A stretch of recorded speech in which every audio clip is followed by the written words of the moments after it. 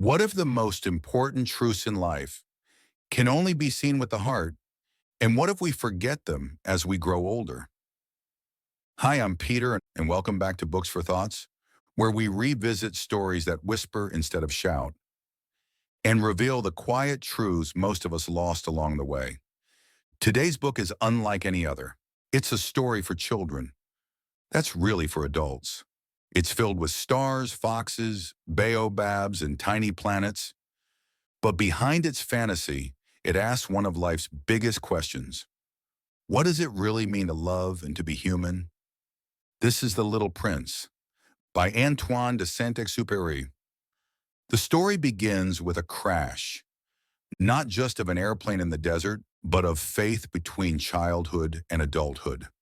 The narrator, a pilot, recalls how, as a child, he once drew a picture of a boa constrictor that had swallowed an elephant. But when he showed it to adults, they saw only a hat. They told him to stop drawing, and so he did. He became a pilot, but deep down, he always felt lonely because no one understood the way he saw the world. Until one day, years later, his plane crashes in the Sahara Desert, and a small golden-haired boy appears beside him. "Please," the boy says, "draw me a sheep." The boy is peculiar, gentle, curious, and persistent. He doesn't answer questions directly. Instead, he asks his own. He's not interested in engines or survival. He wants to know if the sheep will eat his flower, a flower he left behind on a tiny planet called asteroid B612.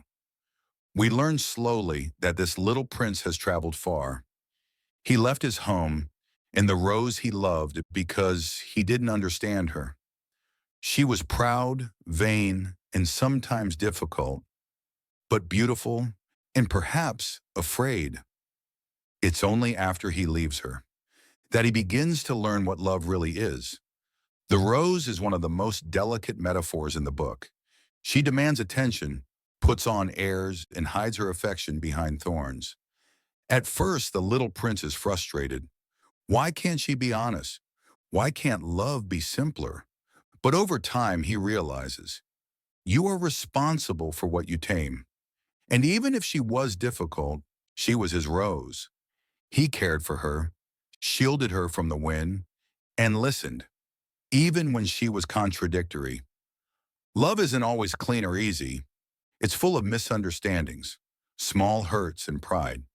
But real love means staying, caring, watering the flower again tomorrow, even when you don't feel like it. Unable to understand the rose, the little prince sets off on a journey to visit other planets, each one inhabited by a single adult, each lost in their own illusions. A king who rules over nothing, a vain man who craves applause, a drunk who drinks to forget that he drinks, a businessman who counts stars like money, a lamplighter who obeys orders blindly, a geographer who knows nothing of the world's beauty firsthand. Each adult represents a different way we lose ourselves in ego, repetition, numbers, power, pride. Each one sees themselves as serious. Each has forgotten what truly matters. And the little prince, quietly, innocently, asks questions they cannot answer. Because sometimes only a child can see what adults have chosen to ignore. Eventually, the little prince arrives on Earth and meets the fox. The fox doesn't want to play, not yet. He asks to be tamed. To me, you are just a little boy like 100,000 other little boys, and I have no need of you. And you, on your part, have no need of me. But if you tame me, we shall need each other. Taming means building ties. It means slowing down, spending time, being patient, showing up. It's not transactional, it's relational, and it changes everything. The fox teaches the little prince the most famous line in the book. One sees clearly only with the heart. What is essential is invisible to the eye. After the prince tames the fox, they must part, and it hurts. But the fox says, "The wheat fields will remind me of your golden hair." Even in sorrow, he has gained joy. Love always involves risk, but it's worth it because it gives the world color and meaning. While on Earth, the little prince sees a whole garden of roses and feels crushed. He thought his rose was unique. He didn't realize there were so many others. But then he remembers his rose is unique, not because she's the only one, but because he cared for her. He watered her, listened to her, protected her with a glass dome. She's my rose, he says. Love isn't about rarity. It's about the connection we build and the care we give. You don't love someone because they're the only one. You love them because of who you become with them. Back in the desert, as the little prince and the narrator search for water, they find a well. It's not just water they're thirsty for, it's meaning, stillness, wonder.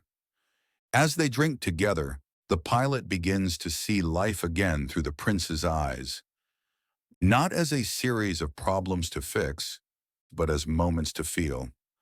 The stars are beautiful because of a flower you cannot see. There is something sacred about loving something that cannot be touched, but still lives in your memory. Eventually, the little prince decides to return to his planet and to his rose. To do that, he allows the snake to bite him. A metaphor for death or transformation or simply going home. It's a quiet, painful moment. The narrator, the pilot, feels the loss deeply. But the little prince reminds him, you alone, will have the stars as no one else has them. I shall be laughing on one of them. He disappears, but he remains in memory, in starlight, in the quiet places between what we see and what we feel. The Little Prince isn't a story with a plot. It's a meditation on innocence, on imagination, on the way adults forget what truly matters. It's a call to slow down, to listen more, to care deeper, to look at the stars and remember the ones you've tamed. As we grow older, we often lose touch with the things we saw clearly as children. But this book reminds us, they're not gone, just buried. If you've ever felt misunderstood, if you've ever loved and lost, if you've ever longed to see the world with fresh eyes, this story is for you. And if it meant something to you today, I encourage you to pick up a copy of The Little Prince, support the author's legacy, and let the story live a little longer in your heart. And if you enjoy quiet books that change the way you see, don't forget to like, comment, and subscribe to Books for Thoughts, where we bring you reflective 10-minute breakdowns that help you think more gently and feel more deeply. Until next time, stay tender, stay curious, and remember, what is essential is invisible to the eye.